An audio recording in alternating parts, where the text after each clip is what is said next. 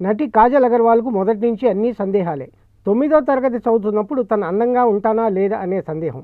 అప్పుడు inter school modelling పోటీలు జరిగాయి. ఆ పోటీలో పాల్గొన్న Kajal miss cat walk title గెలుచుకుంది. అప్పుడే ఆమెకు తన అందం మీద నమ్మకం కలిగింది. ఆ తర్వాత తనలో ఆత్మవిశ్వాసం లేదేమోనని సందేహం. ఇంటర్ చదివే రోజుల్లో రోజ్ డే వచ్చింది. అప్పుడు అబ్బాయిల దగ్గర నుంచి 140 రోజాలు వచ్చాయి. తనే మిస్ రోజ్ డేగా నిలిచింది. ఆత్మవిశ్వాసాన్ని పెంచింది. సినిమాల్లోకి వచ్చాక ఈ రంగంలో నెగ్గగలనా లేదా అనే సందేహం కాజల్లో ఉండేది. అయితే చందమామలో వెండి తెర మీద తనను తాను చూసుకున్నప్పుడు ఈ రంగానికి సరిపోతానని అనుకుంది.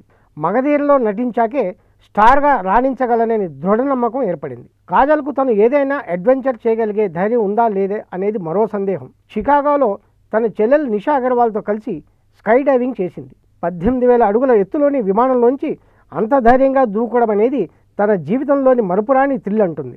మన దేశం ఎప్పుడు బాగుపడుతుందో అనేది కాజల్కున్న మరో సందేహం.